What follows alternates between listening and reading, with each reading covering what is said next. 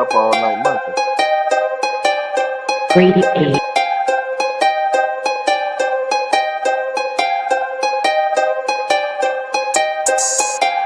Hey, run that thing up.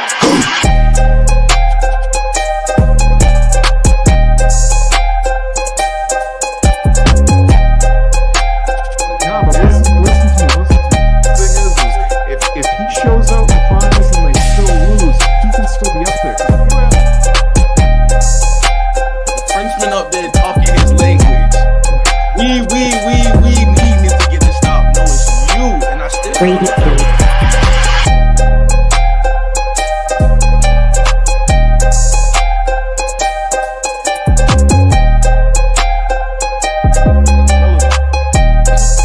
In the East, Philly's around. Yeah, can you get to stick around? Can you beat me to a couple?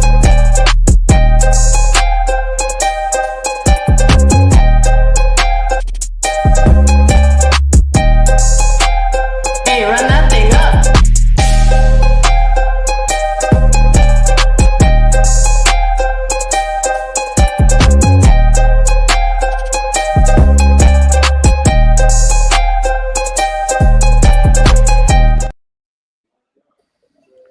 What's good, everybody? What's going on? Welcome to another episode of the Grade A Show. Somebody's messing with my camera view right now, and I'm not too sure why.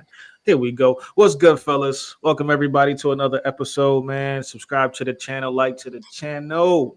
How y'all doing? What's good, y'all? Just another day of the weekend. Unfortunately, we got PlayStation Network down right now, so I know a lot of you fans and stuff out there that are PlayStation users are freaking pissed, but hopefully that comes back up soon. But we here for another episode. We wanted to wait until the NBA trade deadline finished, which was on the 6th, and we got a lot of moves that was made. A lot of moves, man. I want to know, is this like one of the wildest trade deadlines ever for the NBA? It's kind of crazy. I don't even know where we start. But what I want to know, we could go through all the trades. We could grade each trade transaction for each team. Speak briefly on it because there was a lot of moves, of course. And then we could just, judge if the move was either fire or if it was trash. I felt like the biggest move and the first one that we could chime in on is, of course, we know that. You don't start with that one. That one is too legendary. You don't want to start with the headlines? That boy. We got to start with the headlines, man. I just want to say, years from now, that question might be asked, yo. Where were you when Luka Doncic, the franchise player, got traded to the Los Angeles Lakers? So let me just bring out the details. It was a 3-team trade between Dallas, Los Angeles, and Utah. Dallas received Anthony Davis, Max Christie, a 2029 first-round draft pick from the Lakers. Lakers, of course, got Luka Doncic, Maxi Kleber, and Markieff Morris. Utah was also involved. They received guard Jalen Hood, and they got 2025 second-round pick from the Clippers and also one from the Dallas Mavericks. Thoughts and opinions on that swap? The funniest thing was Danny Ainge getting played in the whole thing. For y'all, some of Boston Celtics fans. If you ask me, that's probably the funniest thing. Danny Ainge didn't know you facilitating the trade for AD and Luka. Funny. Well, you say he didn't know he facilitated that trade? No, he didn't. Yeah. He wasn't aware that his trade, him being involved in the trade, helped Luka get moved. He didn't know. So now they definitely. Otherwise, he did it. So Walker Kessler, you could kiss that Lakers team goodbye unless you're a free agent, because that shit ain't happening. I just feel like, honestly, and multiple things, because, like, granted, I like AD as a talent, but it's one thing. You have so many players who does positionless basketball, and they do what's asked of them. Granted, he's the star, but all that, I don't play center, get a center. You got LeBron playing power forward and center some nights. Lakers, I mean, at the end of the day, it's a business. We've seen IT come off of, like, 3 MVP-like seasons and still get traded for Kyrie. I'm not saying I like it, but at the same time, It was one. It was it wasn't like 2-3 seasons. He was like MVP likes. Well, I apologize. They traded up. You got somebody who's younger. You got somebody who's does more, not does more, but in a different way, more of a phenom. Last 5 years, All NBA, leading scorer of the league last year, and got to the finals. Nah, I, I mean, you saying that like AD did not win the finals and is I an mean, I'm not. I'm just All talking about NBA last player on year. both sides. You know what? All I'm saying, 5 years in a row. 5 years in a row? No, the last 2 years. Oh well, But he he is the went. only player that was an All NBA first and last and defense last year too. So And rightfully so. I mean, he did his thing last year, but now he's with a center that he like. And then what the crazy thing about it was Lakers eventually did trade for a center. So I was just like, was that really like a petty move or? it wouldn't be petty. You need a center. You got rid of your only center that was top 10 in rebounding I and think the biggest scoring. thing that kind of stood out too is when they said He was a now. power forward. Remember, he made that very clear. Power forward. Yes, we all know he's a power forward, but he was playing the center ace. Come on. He was playing the 5 on the Lakers. He's top 10 in rebounding and scoring. So yes, when you move him for Luka, you're gonna have to go get a center because you're not gonna keep Jackson Hayes at the starting 5, and then they don't have a backup because you don't know what you're gonna get from Christian Coloco. I ain't All gonna. I'm saying is, I wasn't getting no center for AD. Stop complaining. You barely here. It's time for you to go. Who's barely there? AD. Last year was his first real season for a minute. Yeah, this notion that he don't play is so disgusting. it's crazy. He plays way more than other superstars who Like he's been don't get that. consistent. Like I just don't understand this notion that he doesn't play. Like What seed was the Lakers last year going into the playoffs? they were what the 7th seed, I believe. Yeah, could have playing. They could I have mean, been. AD's in the past couple of years. AD's most uninjured season was last year with the Lakers, despite injuries.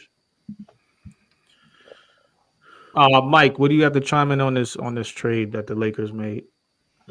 Shit, well, as I texted you when it happened, I was shocked. I don't think anyone saw this coming really, but I think definitely it'll help the Lakers.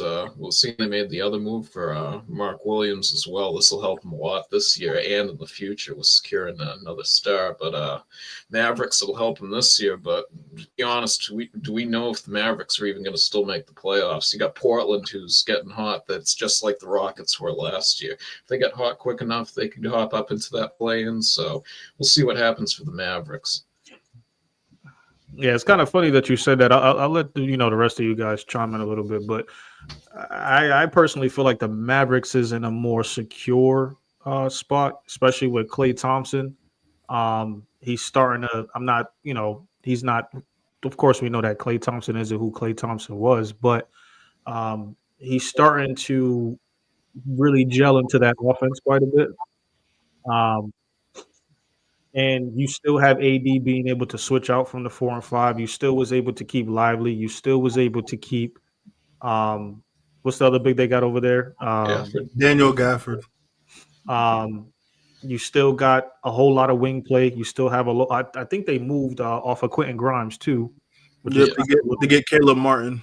Yeah, so I mean, Dallas has made some moves. I just think they're more secure. I do like the move that the Lakers made getting Williams from Charlotte. I think he's a good piece. He's going to get a lot of burn over there. I believe his numbers are drastically different when he's playing over 20 minutes a game. So I'm definitely looking forward to that. I just don't think there's enough depth over there in LA, in my opinion. I believe the window for the Dallas Mavericks is 2 or 3 years. You have Kyrie now being the lead guard, which is something he hasn't really shown he has done in his career, being a lead guard to help facilitate others. You have players around him that needs to get easy looks, and that's kind of what Luka was doing with that team ally, Najee Marshall, Klay Thompson, Gafford, and Lively. So that's something that Kyrie's going to have to do. Can he do it? I believe he can, but it's yet to be seen.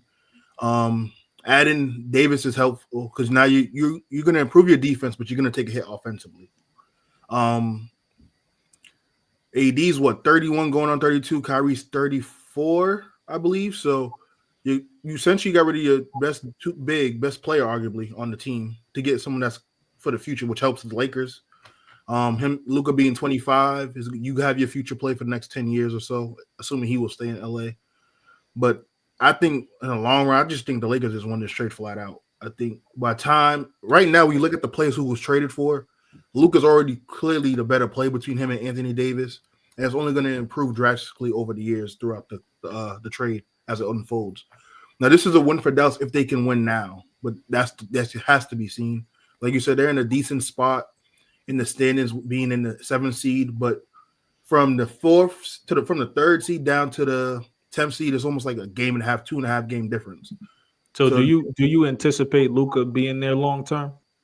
I believe so. I think LeBron might be able to help with that, just kind of grooming him as far as the diet, the training, and things of that nature. You're bringing in Mark Williams, who's a great piece, someone that can fit really well with Luka. We all know Luka likes those lob threat bigs, those who can rim protect.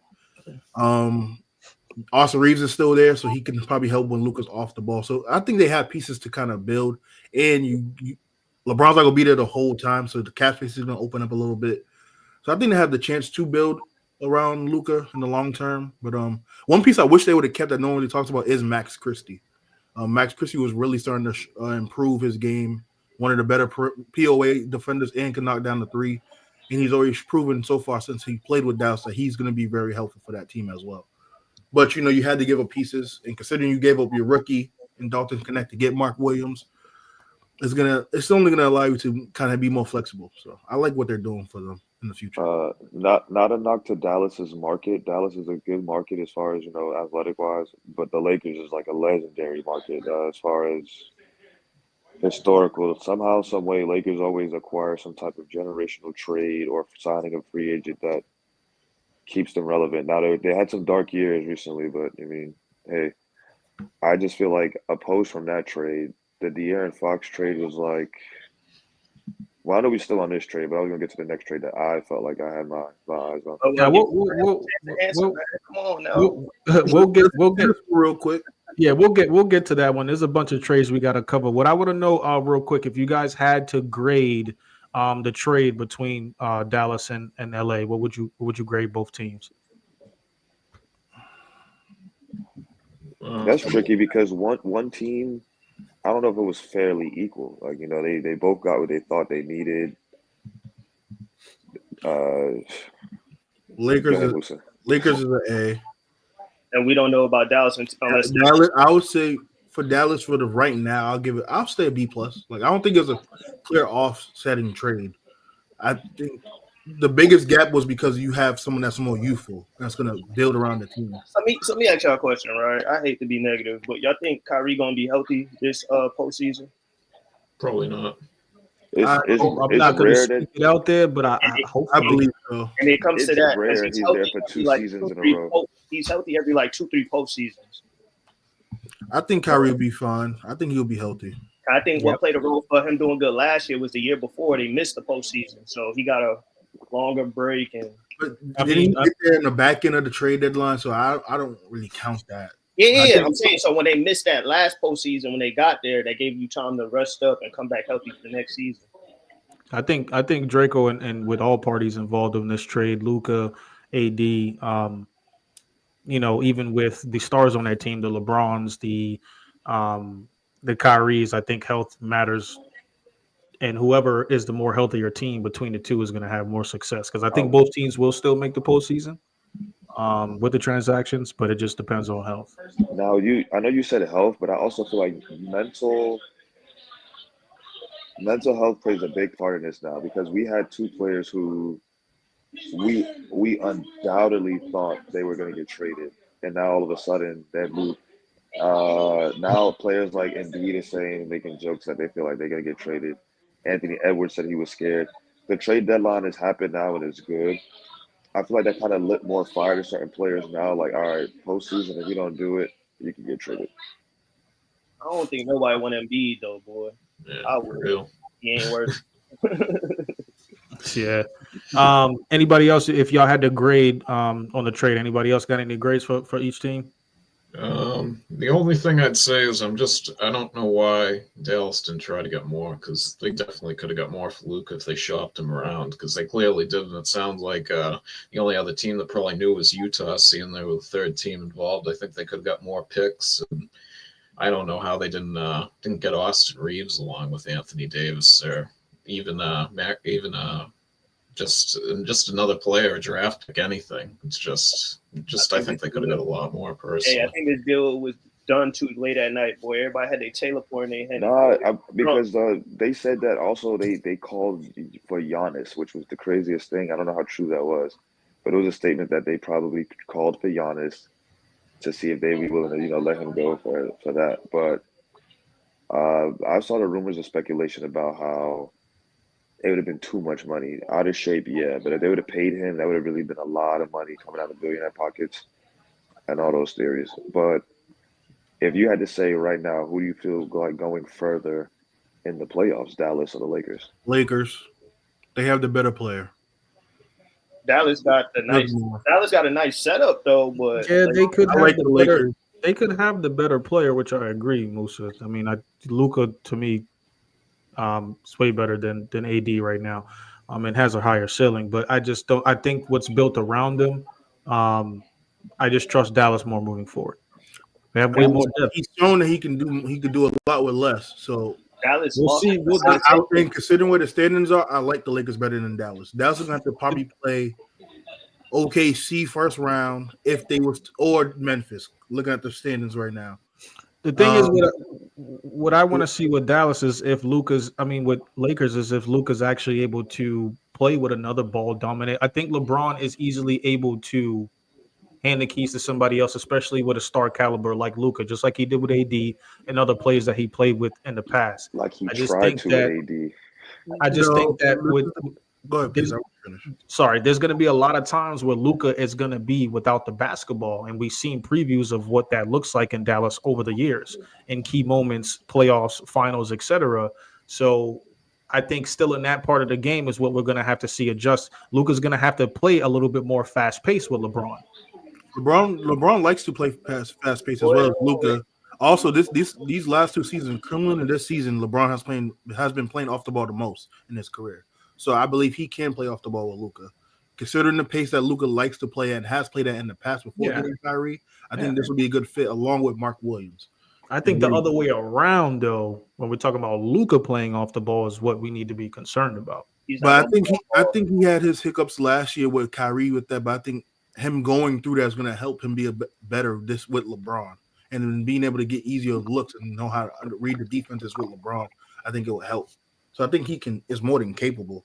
I think they'll be better off right now, considering where the standings are currently. I'm only going based on what the standings are this season, right? Currently, because they will have to play Houston in the first round. I think they beat Houston, and then I think Dallas will probably lose first round against Memphis. Or I see them going to the AC, so I feel like they will lose against OKC in the first round. Dallas owns OKC, by the way. Though. Don't forget about that. Yeah, that was Luca, and Luca ain't there. I'm not. It's a different team now, so They just beat him without him. Yeah, AD wasn't there either though. So and Chet's back too. So but Draco. Yeah, it'll be easier to play with Braun than it'll be to play with Kyrie, in my opinion. Braun could play off ball now at this point in his career. He shouldn't. He'll adjust for him. He couldn't adjust for AD because it's two different players. Plus, Luka going to take over in the fourth quarter. That's his time now. I agree. I think you're poison too, because if Braun's hot, Luka's hot. All right, who you have to sacrifice one or the other as a defense. I'm speaking from. Yeah. So, Lou, anything you got real quick before we move on? Yeah. As first back to what y'all said earlier, I'll probably give the Lakers a B plus, and then the Dallas Mavs a B on the trades. Just because it's the uncertainty that we don't know just yet. The biggest thing they said with the Lakers was defensive presence. Now it showed sparks when they played against the Warriors the other night, but once again, that's one game, and then you don't have all your pieces together. I think everybody down on this half of the season now. The Lakers are pushing for the playoffs for sure, but they need a defensive team to even compete with anybody. That was the biggest thing last year. Jokic demolished AD. I mean, ran through him, basically owned him. So I think the Lakers focusing more on defense towards this second half of the season is big for them, which is why I give them a B plus. I give the Mavericks a B, given simply because they already had pieces per se. Granted, one couldn't, the one as big as this one definitely helped. They definitely get a B with Max Christie. I think he shouldn't have been involved in that trade. The Lakers definitely got rid of their future with him. I probably would have gave up AR and kept Max Christie, like Mike said.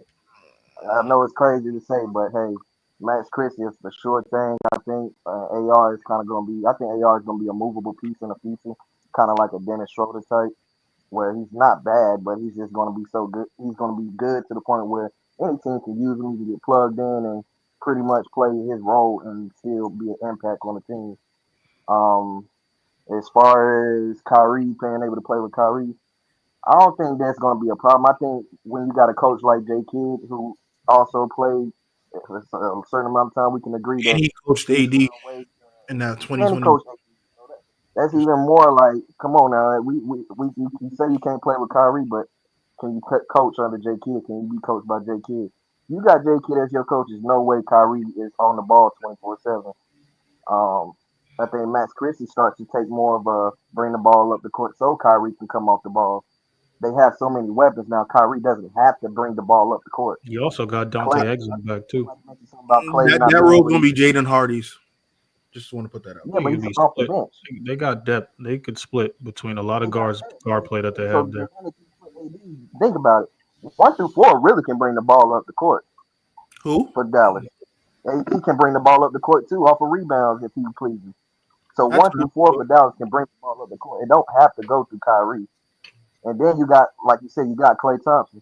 I don't care if Klay ain't what he used to be with Golden State. He's still Klay Thompson. You're not gonna lack off or come off the screen just because he's not what he used to be in Golden State. Hell no. You got to play up on that man. And He I playing think some PJ bad Washington is going to shoot a higher percentage from the 3-point line now that he doesn't have to bang bodies as much. I think this opens up PJ Harrison to be a future of PJ Harrison. PJ Washington. PJ I Washington. brought up So, PJ Harrison. That's a on bus. That's a bus. You know, bro. Yeah. But PJ Washington, I feel like he's gonna really take off too to be more like a Trevor Ariza for how he was with the Lakers back when Kobe and them was playing. For Like I those said, this watching, trade is kind of it's good for both sides in its own little way, but it's only time will tell because he still got to build chemistry, and I think that's gonna be the biggest thing of all is Luka trying to build chemistry with the Lakers. You got to hang out with these folks outside of work, and y'all know how hard it is. Not everybody gels together outside of work, which is why you try to make it work while at work, but hopefully this works out for them in the long run. I think the Lakers, like you said, they secured their future with Mark Williams and Luka. I think the interesting piece for the Lakers that nobody seems to understand is now you got to think, granted, if they don't win the season, think about the type of players that would want to join them in the offseason now versus what they would have had this prior offseason. You might see some shockers. You might see some real type heavy role players maybe consider coming to the LA now and not just for the Clippers.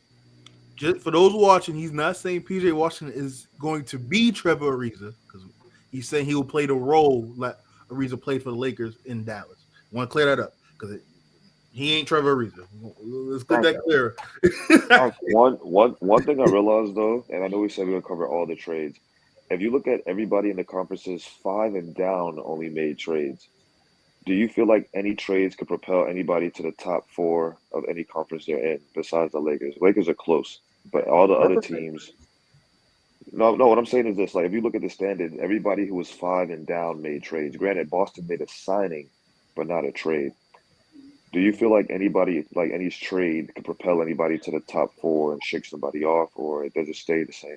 Are we just speaking on the West or in general? West or the East? Because even the East, Bucks made a trade. I'm gonna save the East when we get there. As far as the West, well, as far as the West, because we have the San Antonio, It depends on strength of Sacramento.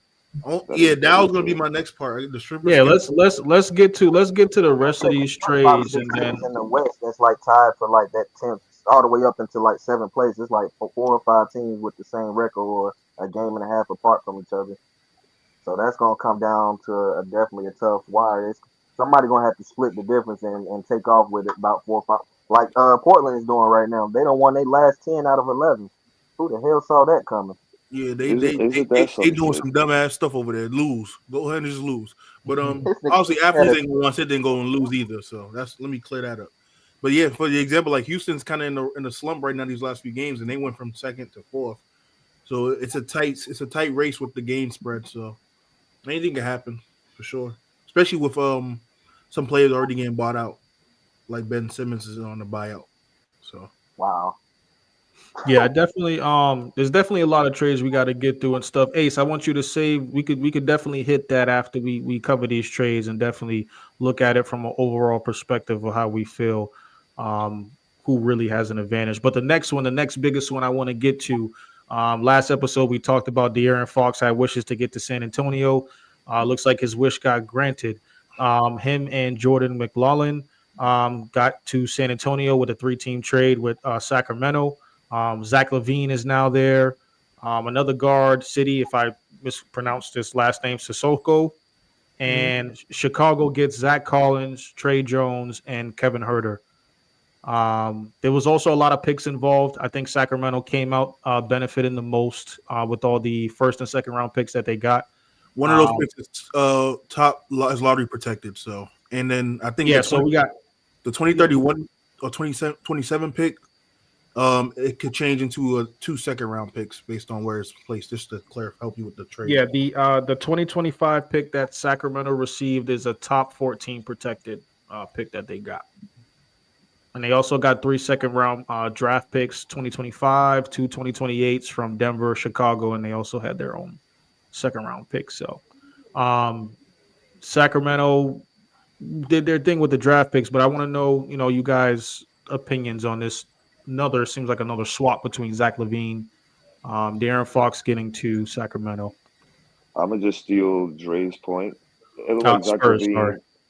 I feel like Zach LaVine is in the same situation he did with the Bulls. You got a team that looks good. It sounds good on 2K, but not what they're really about to do. Not Zach LaVine. De'Aaron Fox is, he's with Wemby. I guess he wants to play with Wemby because he might be the next biggest thing in some people's eyes. Wemby has another star next to him. They still have Chris Paul. They have pieces. I mean, we already had a 2-game debut with Fox in San Antonio, I believe, and it seems to be looking pretty well over there. Well, that's good. Now I want to see it. Let's see Wemby to the playoffs. Now let's get the ball rolling on that. Let's see if they can make some type of run and push and go from there. I just feel like Sacramento, you already fired your coach. Your franchise player axed out. I don't know if they got to find their identity because now Monk was stepping up when Fox was in and out the lineup. His shots is going to go down. I mean, they still got Sabonis and the ball going through him, but I guess his number is going to go down. I feel like if anybody Spurs won that trade, they got a star or a growing star, I can say. I think one thing we got to pay attention to, not really pay attention to, but just remember, too, that rightfully so, De'Aaron Fox had the right to ask for this trade. I feel like Sacramento kind of screwed up. I'm not going to really say with the whole Tyrese Halliburton and Sabonis transaction, but they let 2 of the similar guards go kind of in the same situation. De'Aaron Fox did a lot for that team. They also, I believe Sacramento missed out on a draft by getting Marvin Bagley and then missed out on Luka. They drafted Marvin Bagley instead of getting Luka. But so was that a trade transaction that happened? No, they picked Marvin Bagley. Because remember, Luka was drafted by Atlanta and Trey was drafted by Dallas and they got swapped. So that was the King organization. And they traded Tyrese because they wasn't going to be able to pay both of them. And they both play the same position. So to clarify that, I think this trade for Fox was more so they wasn't going to pay him and it wasn't going in the right direction. So yeah, I definitely feel like Mike Brown leaving there definitely probably stirred up a lot for him. But I feel like we all seen this coming because he didn't sign an extension with them recently. So this was bound to happen. Anybody else got anything on this trade? I know who his agent is, right? That's another thing that matters in this too. No. Say that one more time, Lou. Who's agent? Rich Paul, Clutch sports, man. You If know, y'all Rich ain't seen Paul all about you see that money and sports involved in every last transaction. If not most of them, this trade deadline. minus the Clutch AD trade, but he's involved in pretty much everything. This was something that was brewing from the end of last season, especially when they had hopes going into this season. But considering how they started off, him and Mike Brown and the team for whatever reason had friction. Because even though when they released Mike Brown and Doug Christie stepped in, they was on the road. They was winning games. They was actually doing pretty well. But I think the writing was already on the wall. The August should really have no set direction, in Fox's opinion. Plus, they wasn't going to pay him, so he went somewhere where he can get his money and play with a team that he felt like could be on the rise. He wanted to play with Stephon Castle. He wanted to go back play with HB, which is Harrison Barnes, and then Wemby is Wemby. So I mean, and he can still learn from Chris Paul. And you still got Devin Vassell. Like, you got all these pieces still that you didn't have to give up to get De'Aaron Fox. So schools they make playoffs this year, but next year they're gonna be some in the playoffs next year. I'll say this year if they make it, it's just. But next year I can see them making some noise. They got some work to do, but they're 3. That's what I'm saying. 2.5 games out from the 10th seed, which would be the playing spot, which Sacramento's at the 10th seed. Yeah, I agree with Draco. I definitely am not expecting too much. I still got San Antonio possibly making an appearance into the play-in, but next year I definitely think they're gonna make a good run.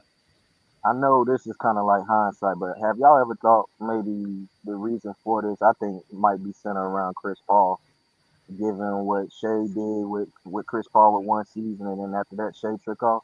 I think Chris Paul has helped molding some of these younger guards into dogs because they got more athleticism, they're taller, they're bigger, and he can kind of like give his wisdom and his IQ to them. I think this is huge for San Antonio because now De'Aaron is also a vet who teaches, but he has a vet to teach him as well. You don't get no better than Chris Paul in this league right now as far as like a vet if that's your position. And you got a closer in De'Aaron. Yeah. You got an extra player and a coach on the floor with you at the same time. It's definitely going to benefit him. Anything he may not be, but I think De'Aaron jealous how Shea kind of took off with OKC. Because think Shea ain't been in the league as long as De'Aaron. But De'Aaron been with Sacramento, and to see that Shea's younger than he took OKC where they at, and De'Aaron has been to Sacramento and haven't been barely to a playoff game. I think this also has something to do with Chris Paul in the making that help kind of like facilitate this trade. I think it's just competitive. Next year, San Antonio will probably be top 14 in the West. I won't go that far yet because I got to see what they do in the offseason, but I don't hate that take at all. Right now, with they top, I say at least top 6. I'll say they're definitely in there for sure. I don't disagree with it at all. The reason I'm holding off is because I got to see what they do in the offseason. But I'm not mad at that take. Only thing is if they go up, who are you going to put down? Who's going to fall off? Who's not going to make it next year? Well, yeah. I think that depends all on the offseason moves. But I mean, there's still plenty of basketball left. Might be one of those on the rebuild next year. I think Jamal Murray is gone after this season. We don't know who can still make a run for the rest of the season. He's on contract still, though, Lou. Yeah, he might be on contract, but him and Michael Porter gone. I can see them moving Porter before they move Murray because of the contract and how much cap they can clear up, considering they're a small market. But either way, to your point, if they move off of either Murray or Porter, it'll have to be like a sign and trade thing. I just don't. Who knows? Luka might end up in LA with. Not Luka. Jokic might end up in LA with Luka. That's wishful thinking. Now Ace loves that. Ace loves that now. I think another game we need to watch out for in the next. LeBron retires. That'd be unfair. But before we even get to LeBron and possibly retiring, if we're done with this trade, I want to bring up that we finally see Jimmy. We got to go. Oh, my fault. I was gonna say I don't got much to say anyway. I just think it's for the future. I don't think Sacramento's gonna do anything. Levine, DeRozan, and Sabonis. That's not a winning combination in my opinion. Yeah, but I think Sacramento, I think they'll fall out of that top 10, to be honest with you. I don't think they'll even be in the play-in, and it'll either be San Antonio, Portland, if they keep going on that replaces them. But I think San Antonio has a nice move for the future. My whole thing with that at this point, then I hope that Sabonis just doesn't waste the rest of his career there in Sacramento. I think it's true. Sacramento's going to be competitive. Like, they have people that can compete on that team. You have Monk, Levine, DeRozan, Sabonis, Keegan Murray. I love Keon Ellis as a point of attack defender. He can knock down the three. They have pieces to be competitive. The problem is It's too much. I don't think it's too much. I just don't think. I think they're trying to they're trying to hold on to something that they feel like eventually you're going to have to just blow up the team. So I think that's what the problem is going to be. I think they'll be competitive for the rest of the season, probably moving into next season once everyone gets to gel and do the off season and things of that nature. But at some point, you're going to have to blow this team up. We don't see this team being a top team in the West or a championship contender. So at that point, you're going to have to move pieces off and everything. That ball been That's sick, bro. About That ball ain't South moving too in much. general. They fire their whole team. Like Because one thing I will say when you've seen DeRozan and Levine together with a person that moves the ball like Alonzo and Sabonis, they were one of the better teams in the conference. And I think that's something to look into because Malik's going to get more touches. Keegan might get even more easier looks because the defense is going to be predicated around Levine, DeRozan, and Sabonis. And I think Sabonis' number is probably going to be around the same, considering that he's got another scorer there that can plug and play. But all in all, I don't think they're going to be like a team to worry about in the West as far as like a top 4 team. So Real quick, before we get to the next trade, San Antonio, what grade would y'all give them for this trade? A plus. Easy. Come on, You got the best play out of the deal, and you had to give him none of your key assets. You got to keep Devin Vassell, who was clearly supposed to be on this trade. Stephon Castle. You even had to give up. I thought they was going to at least move Keldon Johnson. They even had to move him. All you had to move is Trey Jones, Zach Collins, and some draft picks. Which, by the way, you gave Chicago back their draft pick anyway, so it doesn't even matter. And you still got to hold a lot of other draft capital. I don't know if it's been confirmed yet, but they did receive Patrick Baldwin from the trade with the Washington the Bucks. Patrick Baldwin Jr. Now they haven't said that he's been waived yet, but there's been no update on San Antonio's Instagram page that he's officially on team, which gives them like another perennial shooter. If folks don't know about Patrick Baldwin Jr., that dude, he's like another stud. And to me, I compare him to Channing Frye in a sense where he's a better spot up power forward / center. He's more like a 3 and a 4. Sure. Like folks don't recognize Patrick Baldwin Jr. can actually play. I think his situations just allowed him to kind of slowly develop. But if he can actually get some run with San Antonio too, that's another good pickup for him. I wish he would have got played when he got drafted with Golden State.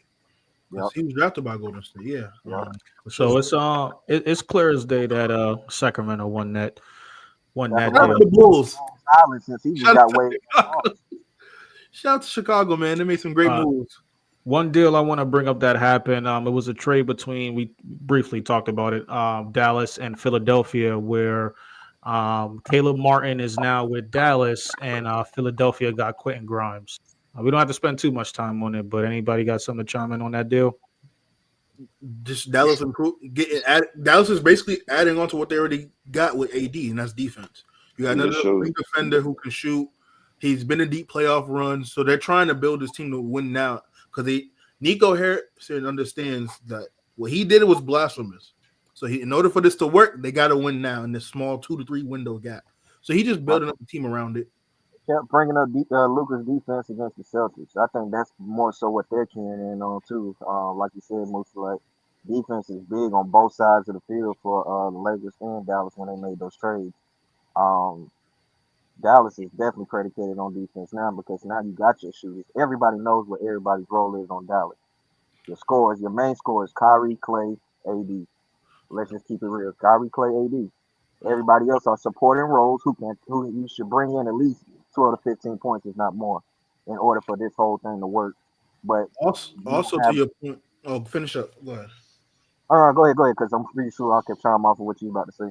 Also to your point, I think most of one of the key things with Luka was yes, the defense, but it was most of his health and conditioning, which they kept bringing up, which I don't believe all of it because he don't look like he's 270. I know he's 6'6", 6'7", but I don't think he was over-exaggerating. But another reason why I think they was possibly over-exaggerating, I don't know if it's the mayor or someone in Dallas, they're trying to use a lot of that money they was going to pay Luka, which was like $300 plus. So that's what I was about to bring up earlier. To the casino. Draymond Green's podcast with Baron Davis where they talk about something called the second apron. Yep, especially with the new CBA laws. Yeah, so they're trying to build a casino there in Dallas. Trying to avoid going into with this pushing them to make strong decisions such as this.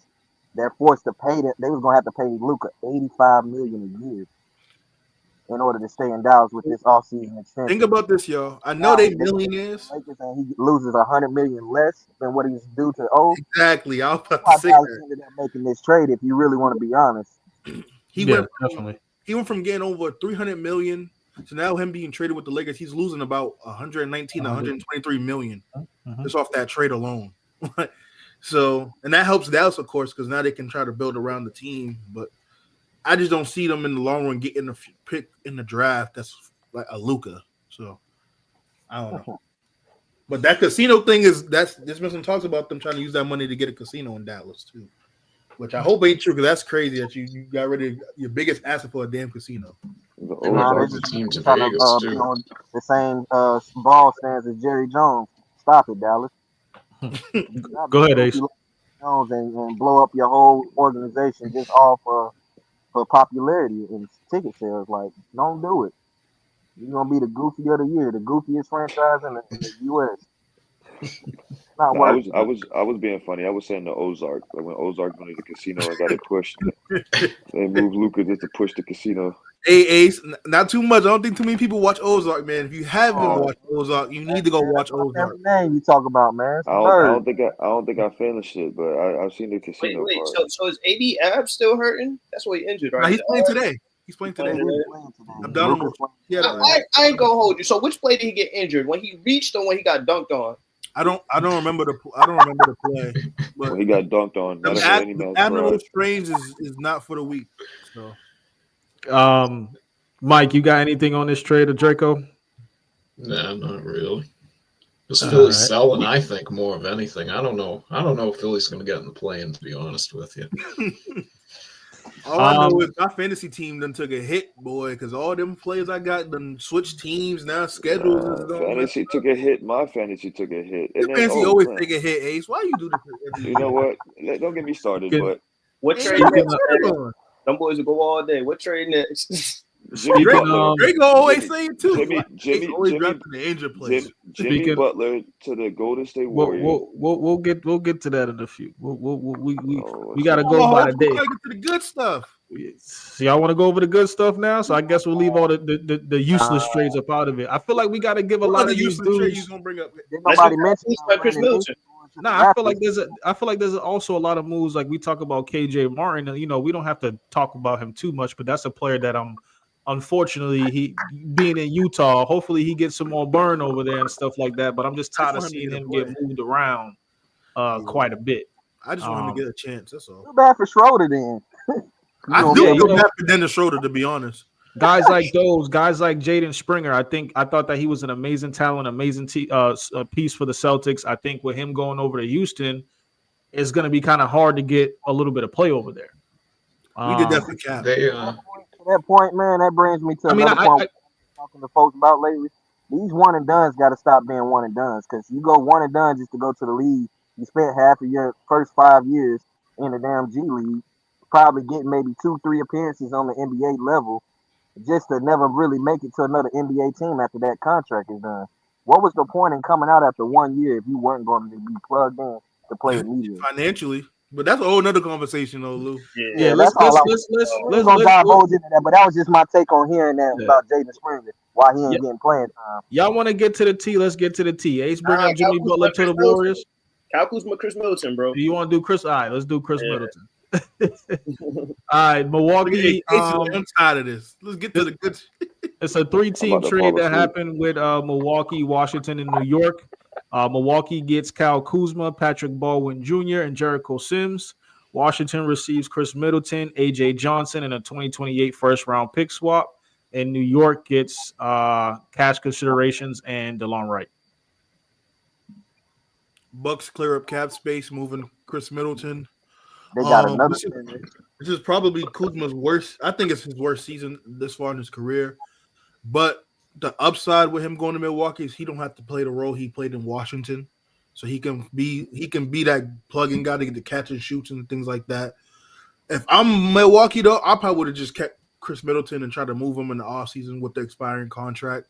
I don't really see Kuzma being too much of a bigger improvement from Chris. But I understand why they did the move because Middleton he hasn't recovered since the injuries, unfortunately. I think Respectfully, go ahead. no, I'll let you go, Ace. I just wanted to say real quick. I just think hopefully Kuzma can adapt to winning basketball. Hopefully Kuzma can adapt to playing with Giannis. He's been used to losing in Washington the past couple years. Has he not adapted with the Lakers? When they won? How long ago was that? You don't lose how to adapt though. You went from Yeah, that's even worse. You went from definitely winning to a team that's trash. He's been on a losing team with a loser mentality for the last couple of years. Right, but the mindset wouldn't that help him though? Because he went from a team that was winning to now you go on a team that's the trashiest team in the league. I mean, I would hope so. I would hope so. I can't sit here and dictate of what is on his mind. All I know is that he's been used to losing basketball in Washington. So now you got to go with Giannis to a winning organization, and I hope things work out. I hope he is able to adapt. It's a different type of style of basketball, and it's a different type of speed from where Kuzma was in LA and even in Washington. Hey, if you could play and adapt with LeBron, I think you could adapt and play with anybody, especially Giannis. But you can get the yips from being in Washington. I'm surprised they didn't move. I'm surprised Milwaukee didn't move Portis, to be honest. I thought they would have moved Portis, considering how he's been playing. I think they was trying to, but I don't think Portis has real value on another team to help them take it to back to the NBA Finals type. I don't think he's that type of player. I think he's one of those morale players that just build up. He like Udonis Haslem to me, if you ask me. Be a little better, bro. Stop. He can play, but let's just be real. How much of his impact comes when Giannis and them are really resting? I mean, I ain't tripping off nothing like that. What I'm saying is, Bobby comes through most of the time when Giannis and them are resting, which is what you're supposed to. But I don't see Bobby as being a transcendent player to go to another team and instantly they become better.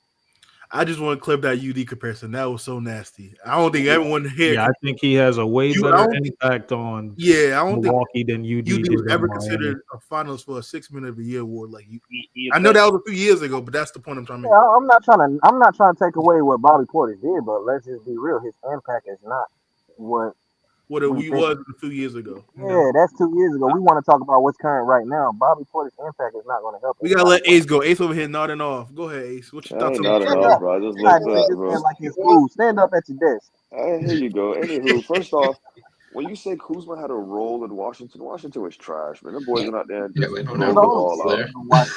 Yeah, his role was to just throw up shots and beat. They went out there and rolled the ball out. Honestly, that's how it looked like Washington got down. I'm disappointed because I felt like Kuzma and Poole, with the right mentality, could have really did at least try to look like they professionals, but they picked and choose. It shows how teams. I feel like Milwaukee. I mean, granted, Chris Middleton came back. He didn't heal from injuries. They got to move forward. It is a business. It just sucks to see him go. And then he went to a team like that with no. He got Marcus Smart. He been hurt. Nobody's talking about the other moves that they kind of made. They brought in a lot of pieces. They got rid of about 4 or 5 players, but they brought in Alex Lynn. They brought in. Stop it! Is Washington gonna make the play-in?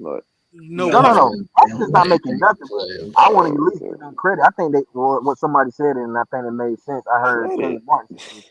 They need to buy out Chris Middleton, and Chris Middleton probably need to go sign with the Lakers.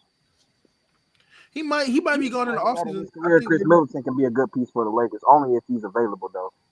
I feel like the credit you're trying to give Washington, I understand from that viewpoint, considering they just took a lot of expiring and young talent in contracts.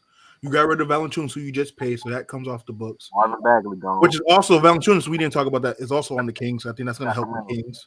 But back to Washington, then you pick up AJ Johnson, who I thought got drafted too high with Milwaukee. He's a great young talent. I just thought they should have took like a Ryan Dunn, which is what they needed. And he's showing that he could do little things when he just played last night. Brogdon is probably going to be gone by the offseason. So you're just taking a lot of young talent, getting draft capital, you're getting cap space to try to rebuild this team. You're trying to go get Coop, Dylan Harper, or Ace Bailey. That's what you're trying to go get. So I'm not mad. So it just came up that 8 teams can't sign Ben Simmons because his $12.8 million salary makes him too expensive for multiple teams after the buyout becomes official. I think the only teams that's trying to get him is Cleveland and Houston in the league. What about Kevin Porter to the Bucks? How y'all feel about that? I was going to say that for the Bucks. I love that for the Bucks. They got another. I think Kevin Porter is Sure. underrated. I think people still shame him for his situation that happened in Houston, which he's young. You can learn from it. Premier players have. But Kevin Porter Jr. is a stud. Let's not forget that. He's probably Forget- one of the few young players that can really like do some damage coming up. Um, be real, this might actually work out in Milwaukee's favor in the playoff push. You got another scorer or facilitator. He can learn from Dame, and I think that's gonna be tremendous for Kevin Porter Jr. Um, Milwaukee, I give them. Then they picked up Jericho Sims, so they didn't just lose their piece. They picked up They another picked up younger who? Jericho Sims. Don't mention him. That's Respectfully. what I'm saying. You got somebody that can get rebound. He can jump higher than Bobby. He don't even know what to do on the court. Come on. He can We jump. all from in New York. Come on, Look, Lou. Jericho knows his role. We're What talking about role was role that? players. He had the same role Rebound in the New York. ball, try to defend, and give up some fouls. He had the same role in New York. He couldn't even get. I understand that. Toronto had no choice but to play him because of all them injuries at the 5. So would you have took Mitchell Robinson instead of Jericho Sims? You said what? Would you have taken Mitchell Robinson instead of Jericho Sims? You damn right. With 1 foot. with 3 toes, I would have took Mitchell Robinson over That Jericho. boy Jericho a little cheaper. That's all it was. Yeah, he's cheaper. He jump higher. I'm just saying. People don't make it mean better. A lot of people jump high in the league. I You get got that, no but IQ. athleticism, I think it works out for them because he can run the floor better. I think he So- runs the floor better than most bigs because he's smaller and but shit, he's what 6'10", 6'11". He's not only that 70 small. feet. So my question is to you, Lou. With him being on that team, what lineups does he play in with? What? What lineups do you plug him in with? 'Cause Him and on Giannis that- can't play together. They can't. Eventually, That's Rick, horrible. he's going to come in for Brooke Lopez. Who's the backup center right now for Porters. Portis is, right? Portis is really like a power forward playing center, right? When Portis plugs in, him and Giannis rotate. Giannis might be at the 5, Portis at the 4. But the reason why I'm asking you because if you plug in Sims with Giannis and whoever the other 3 is, we can fill in if you want. Defensively, that might look good as far as rim protection goes because Jericho Sims is horrible playing pick and roll. He doesn't know when to hedge or drop. Offensively, we don't even have to discuss that. So We're not looking for Jericho Sims to put up points on the offensive board. And you are in the sense where he's supposed to make the alleys. Like you're supposed to catch the alleys and yam those in. You're supposed to catch the putback. But for the most part, he gets a rebound, he's kicking it out. Jericho knows that. He don't know. He don't go in thinking like, oh yeah, I'm about to shoot a fadeaway like he Rudy Gobert. Hell no. I will still take Rudy Gobert over him easily. I wouldn't because I think Rudy Gobert is a cancer wherever he goes. That's not. That's a lie. That's a lie. What other team can you put Rudy on? Every team Rudy has been on, they've been one of the better defensive teams in the league. You can't say nothing What for that. other team could Rudy go on where that team would be tremendously better? Gentlemen, Minnesota, this finals. Can we get back to the trades? Trade. You bringing up Jericho Sims is the most nastiest shit I heard this year. Oh my god. Yeah, it is. It's real nasty. It's called potential. Potential? He been in the league for like 3 years. Everybody is getting selected based off their potential.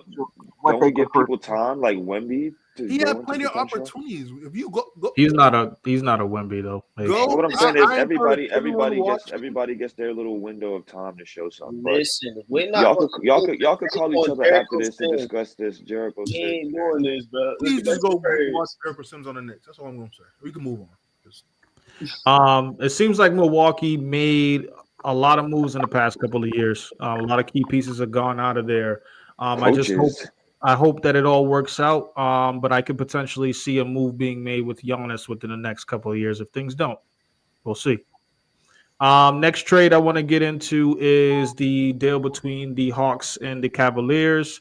Hawks received Karis LeVert and Georges Niang, 3 second-round picks and 2 future pick swaps. Cleveland basically gets DeAndre Hunter. I feel like Musa had so much high hope for this team.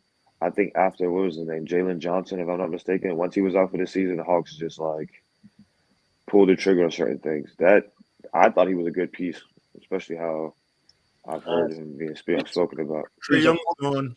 It was a foolish trade. But this is typical for Atlanta teams, though, right? It's foolish. I don't know, boy. Atlanta. I don't know about Atlanta. I know Trey Young.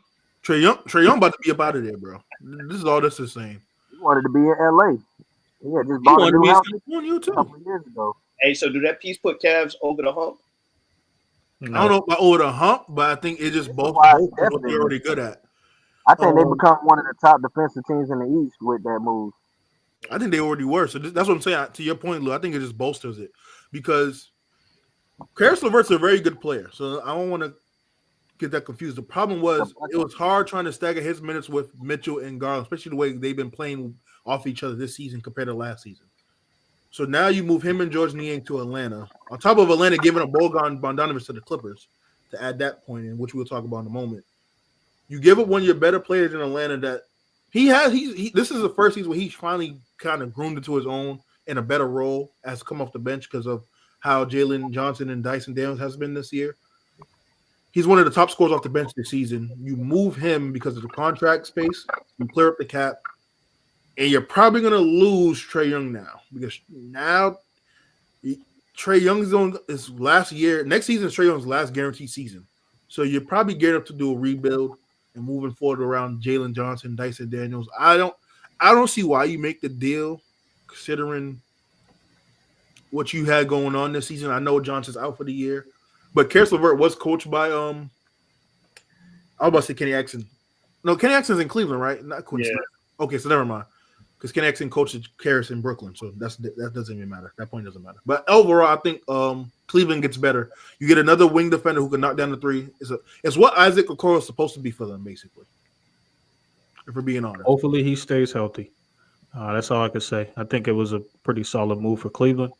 And Atlanta is starting to shit the bed. So I do hope Trey Young gets up out of there. I don't want to see him waste the rest of his career in Atlanta. So, anybody else got anything on that deal? I know you said Drake. You said just put him over the hump. I think they got as good a chance as anyone else in the East getting out of the East. There's no clear-cut number one team in the East right now. It's wide open. So I ain't gonna hold you. Until I see it happen, I still got to see who beats Boston in a 7-game series. I think they just got a dry spell right now. They'll probably figure it out. But right now, because they play Cleveland the other night, and Garland has awful showings versus the Celtics. But remember when Cleveland beat him, I said that Garland played. I mean, remember when Boston beat him early in the year, and I said Garland doesn't play well against Boston because of the defensive scheming and all of that stuff. To your point, but do y'all know who has the most wins on the road this season in the league? I think Celtics. Yes, they do. And I think to this point, still they're still the only team that has 20 wins on the road. So the reason why that's important is, they're not the number one seed in the East, but they've proven that they can win on the road. So then now you're going to have to go to Boston and beat them in Boston, which is not an easy feat to do. What's their home record since December 1st? Since December 1st? I don't know. They always have reactions. Hey, what's their record? I ain't say nothing, bro. Come on. I really don't know their record after. I don't know it either, but I know it's under 500. Who's record? Hey, can we get to the other nasty trade? Brandon Ingram went to the Raptors. Sit on the bench. That's a good trade, though. Just sit on the bench. For when? So on the bench? What are you talking about? Yeah. So he's what? He's not on the bench. He started. Kelly Olynyk and Bruce Brown is now in New Orleans, and then Brandon Ingram is in Toronto. I think Bruce Brown's going to get bought out. Because I think the Pels are going to clear up cap space. B.I. is going to be starting at the 3. You got Jakob Poeltl at the 5. You got Scotty at the 4. And your backcourt's RJ and Quickly. Yeah, so per my fantasy, Brandon Ingram is still hurt. Like I said, he's sitting on the bench. He's not playing. He's just there to. Oh, so this is more personal about the fantasy, not. Absolutely. He's like we discussed last weekend. Even if you trade Brandon Ingram, he's just sitting on the bench. We're just going to talk about next season. Yeah, hopefully he stay healthy. When? Playing team if he does play next year. Next year, I think they can be a plan with Detroit on the. I got to see the offseason moves. I got to see the offseason. Yeah, I got them on the bottom 8 of next season with the team they got because they still got to develop chemistry and all that. And then, like to y'all point, ain't no telling what other offseason moves Toronto might make to help build this roster stronger. So Given what they got right now, if they were to keep them together, I give them bottom 8 of the playoffs for the East next year. And they're going to have to pay BI, and BI's action price is going to be pretty high. That's another reason why New Orleans But they moved. got the money for it. That's why they was able to do the trade anyway. They have the money for it, but also you still have some other talent. Like Quickly, he's going to probably come up soon. I don't know Barrett's contract, so I won't speak on his contract. Grady, who's going to be moved to the bench now, he's been showing flashes this year of improvement. So I don't know if they're going to pay him the way he asked for in New Orleans. I have to adjust it, but Raptors organization Drake Canada, don't you pay that man? You hear me? We need to see some productivity first. We need to see a layup. We need to see a three. We need some 30-point. We need people we need to set some wins. Then you pay him. Don't pay him immediately. But you have no choice. His contract is. You just let him go. He could just hit free agent. You don't make a trade like that without considering the possibility that some of these players may not resign. Brandon Ingram is a beefing tonight. So how many playoff appearances have Brandon Ingram made? Oh, 2, I believe. So definitely one. Definitely one. But and I think he was there like 2 years ago. He was there when that whole Lonzo and stuff and Drew Holiday. They lost to Phoenix. Was that last year or 2 years ago? 2 years ago. He's the last piece of that AD Lakers trade from New Orleans too. By the way, he's the last. He like Zach LaVine to me, boy. They good to see, boy, but they ain't doing nothing for you in the playoffs. He didn't have a bad playoff series when they made it to the playoffs. I think they would have beat Phoenix had they had their full team healthy. Zion not being there kind of hurt them, but to be fair. But I mean, I think it's a good pickup. It's just is Usai Ujiri going to pay him?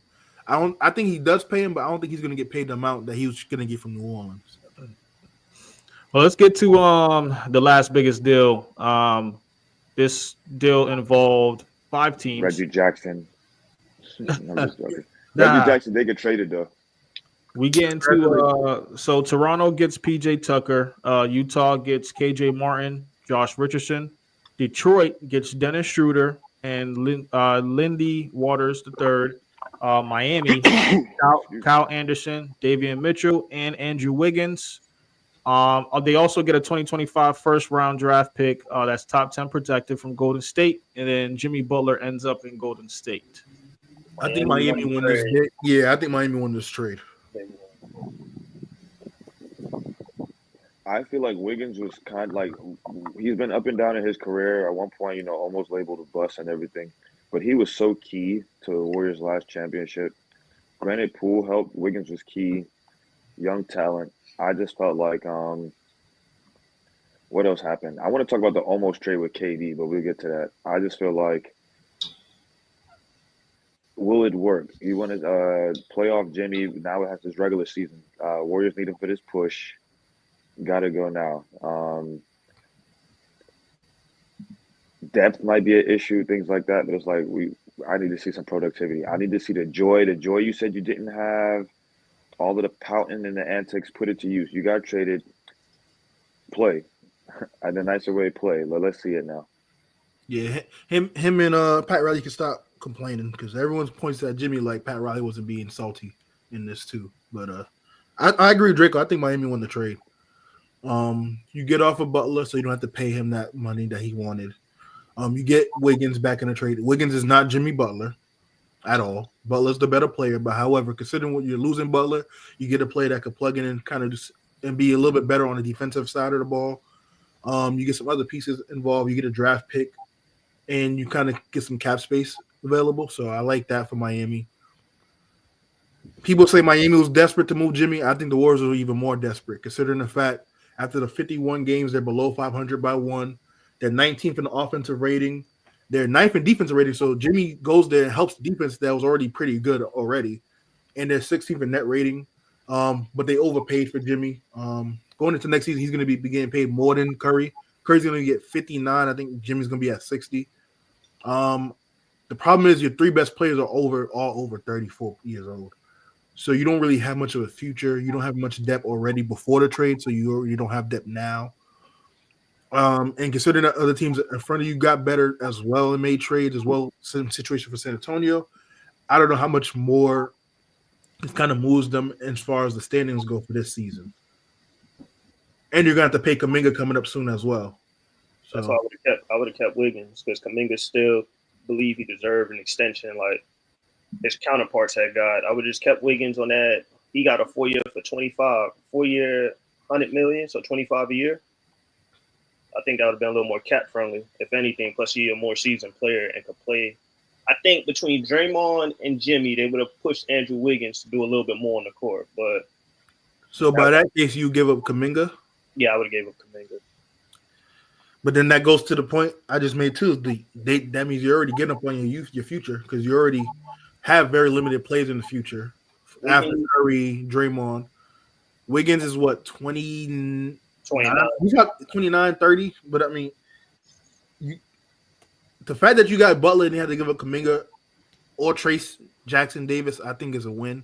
In that big man ain't easy to come by in this league. I mean, he's solid. He's not a world beater, but I mean, the fact that you kept him in Kuminga, it helps for your future, I guess. But again, I just don't see how much of a need this is going to move, considering you're already tight with the cap and having to pay other players. And Gary Payton is coming up as well, who you're going to have to pay also. So, Mike, how you feeling about the deal? Yeah, it's all in the future. I think the season's over for both of these teams. And let's see what happens with Jimmy. He's forced his way out of what? This is his fourth team he's done it to now. So we'll see if he hangs around in Golden State.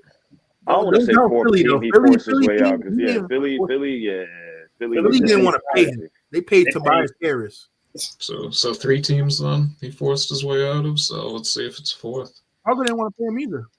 And they were going through a rebuild. Yeah, definitely, this ain't doing nothing for the Warriors, though. They need to reduce some stuff in the offseason if they want to get anywhere.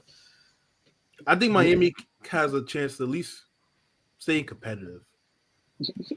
They're the 7th seed right now, and they're only, 2 games out from the 5th seed. So the way Tyler Herro's been playing this season, Khalil Ware's finally getting his minutes and emerging. I think they'll be solid. I don't think. But I think that's what the issue is. Your best player should not be Tyler Herro. I'm ready for Bam to take off. It's Bam time. He's still waiting. Yeah, I'm saying, and that's the issue. I think that's the issue that really cost him a lot of stuff in the playoffs. It's time for Bam to be better than what he is right now. I don't know. I don't disagree with the Hero being the number one. Bam gets better too, though, because you building up Kelly Ware to be potentially a center, and such as the type future. of things you see now, like a Evan Mobley or Jared Allen type with Kelly Ware.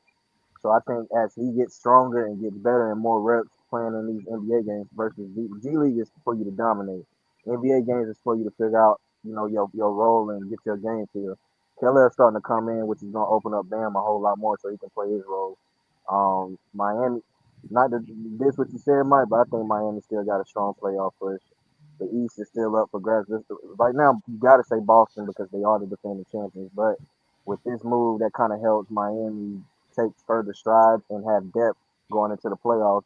You get Kyle Anderson, who's no stranger to playoffs for one. I think a lot of people slept on that. Kyle Anderson's been in the playoffs more often than most players in the league that's stars. And he's presented himself as a key weapon. Bench player.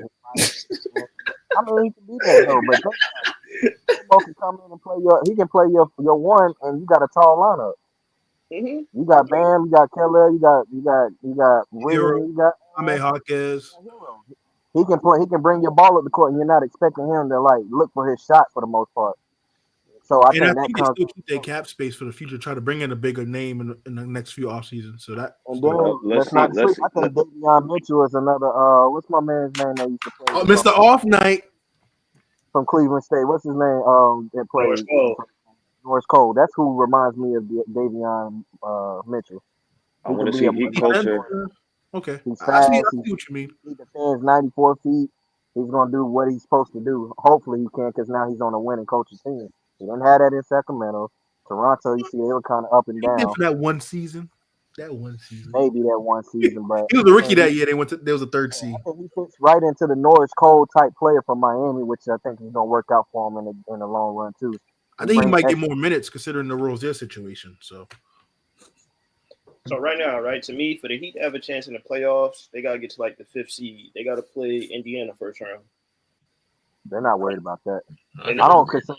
I don't think we see Indiana as like a threat to the point where we like that. No, we know they're going to win the first round of the No, playoffs. no. I think Indy beats them currently constructed in 6. No, because this is what I'm saying. Right now, they're the 7th seed, right? If they keep the 7th or go 8, they gotta play the Cavs and Celtics first round, and they ain't making out the first round. So. That's a 5 game at minimum. And then you don't want to be the 6th seed because the Knicks right there. Yeah. Ace, you had that question that you had. I kind of want to chime in back onto it since we covered over all the trades in regards to who you felt like made the most beneficial power move. Well, I was just asking everybody the panel because before, if you look at some of the major trades, everybody 5 and down made the major trades. I was asking, do we feel like any of the bottom half of the bracket for East or West, do we feel like who can make a push to break through? Granted, Lakers is at 5, so it's like already a cheat code there. But besides the Lakers, if they even can get up to number 4, if anybody on the East, if Miami could get to number 4 or something like that, who do we have faith in making that push to be like, all right, this trade was worth it? Only the Lakers. Yeah, only other team I could see is just Dallas. Because Milwaukee's 5. Milwaukee's 5. Miami. And to be real, San Antonio can still make a push. Yeah, they'll be my dark horse. I'll say Lakers and Milwaukee probably though. The All-Star teams were officially announced. I just want to bring that up so we could go over that. So it looks like they are split into 3 teams. We got Team Shaq, Team Kenny, Team Chuck. Looks like for Team Shaq, we got LeBron James, Stephen Curry, Anthony Davis, Jason Tatum, Kevin Durant, Damian Lillard, James Harden. For Team Kenny, Team Kenny, we got Anthony Edwards, Jalen Brunson, Jaren Jackson Jr., Jalen Williams, Darius Garland, Evan Mobley, Cade Cunningham, and to finish off, Team Chuck, which has Jokic, Giannis, SGA, Wemby, Pascal, Sengun, and Karl Anthony Towns. I'm not gonna lie to y'all. I like Shaq and Chuck's team. I think all the teams are good. Team I'm really liking Chuck's team, man. Yeah, I'm with you, so Chuck got the best team by far. I like Chuck's team for the front court. Yeah, I would say he has one guard. You know, Wemby gonna be bringing the ball up a couple times just for fun. I like Shaq's team because it is an all-star game. Jokic is gonna be bringing up the ball too. Yeah, he always do that. So or Sengun. But I do like Shaq's team considering it's an all-star game. They're gonna be playing. Curry's gonna be trying to get the MVP because it's in the Bay. I'm not watching Team Kenny. I like Team Kenny. Team Kenny's team is not bad. I think it's a good team. I mean, you only have one, barely a big Jaren Jackson Jr. I just, this is the all-star game. I'm not expecting any real competition, but call it for what it is. Team Kenny, you could almost switch everything besides Garland and Brunson. But I think international. So this is pretty much Team USA versus the international versus the younger hat. Yeah. Because we're not forgetting Karl Anthony Towns is Dominican. A lot of people don't know that. Dominican. We know black. He's from New York. He's from Jersey, though. He's from Jersey. Yeah, he's from Jersey, but he's Dominican now. So it's really international versus USA. Yeah, definitely. These are the 3 teams. We love DR on this podcast, right? Right, Ace and Drago? We love DR. Early morning and late night. Real quick before we get out of here, man. If y'all had to pick a team right now to win, I guess this tournament, who would y'all pick? None of these teams. I'm going with the team that comes out the Rising Stars challenge. Rising Stars, man. For the young bucks, they're gonna play with some pride and some power. They're gonna make the All-Star. I had some technical difficulties. I don't know what's going on in them chats. I'm just saying that Team Shaq got 5 of the USA Olympics team, some veterans and some young guns. Y'all asleep. They got 4, right? Because Tatum didn't play. Every Four last and one. a half. They got well. That's the cheerleader. So yeah, Hey, they got the cheerleader too. See, that's where you go too far, bro. Like I I mean, was you the trying to one. You the troll one with that you. you I was trying started to it, troll bro. with you, but then because you know how I feel He about did it. that. He But did not play. Hey, cheerleader, You know man. what's Hey, funny? but technically, that was supposed to be Team USA. JB was supposed to be there. You got Tatum. Wait, is Jalen Brown on that team? On Yeah, Team Track? Jalen Brown was on that team. Oh, I didn't even see his name because the thing got cut off. See, I'll be trying to joke around with Ace that he take it too far. Call him my He was guy. the cheerleader, bro. Come on, I mean, man. he Wait, had, wait, wait. bro. He What team- handed them good bottles of water when they got to the bench. Hey, he got a ring and a gold medal. Who team was Donovan Exactly. Mitchell on? Huh? One more time, Dre. Donovan Mitchell. Who team was he on? He on Team Kenny. Team Kenny. Give me 1 second. I gotta get that back up. USA versus the Internationals versus the Youngsters. Yeah, he's on Team Kenny, Draco.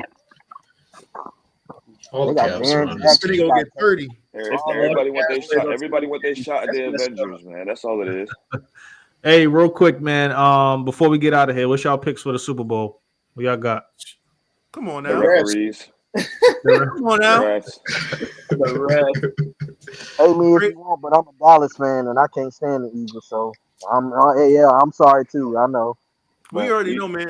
I'm going for history. I actually, to be honest, Wait, if I'm being wait, honest, wait. You a what fan?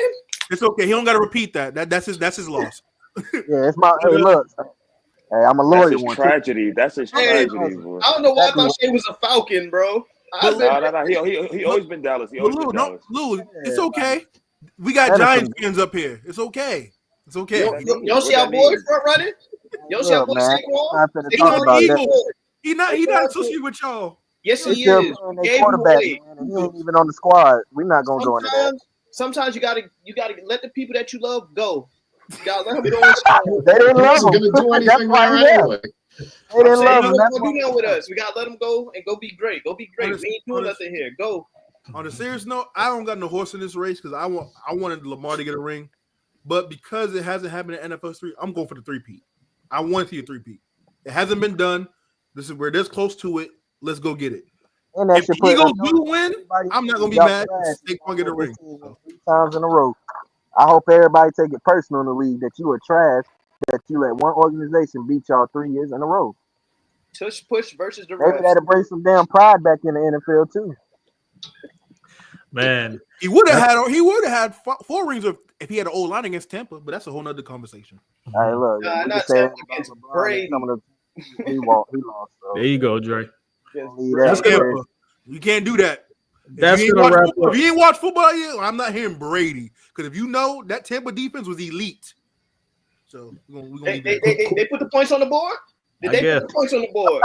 Can you name what that who's on that offense? If outside of that's the Brady case, and we Gronk? shouldn't be giving Eli Manning any recognition either. I mean, hold on. Hey, look, they've been talking about this man being the first Hey, Mike, ballot. we got people that haven't really watched football. I'm glad you brought up the Eli Giants. Can you tell America who was their defensive coordinator when they won the Super Bowls? I know. Do y'all know? I know you know, Mike. He coaching tomorrow. I'll wait. Steve Spagnuolo. Okay, so what you're telling me is when Kaepernick took the stand, you still watch, my boy. That's all you're telling me. I'm sorry. I was my people, brother. I watch. I watch before and after. That's okay. We see who didn't unite, Andre. That's the new AD. That's the new Ace and Draco. Hey, man, that's gonna wrap up today's episode, man. Thanks everybody for watching. Y'all continue to subscribe to the channel, like the channel, man. Tune in for the episode Super Bowl. Boy, Ace tomorrow, already man. ducking fades. Peace and love, y'all. We out.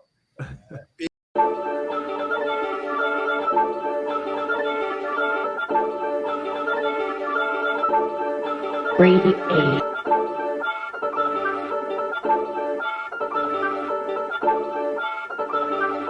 Hey, run that thing up.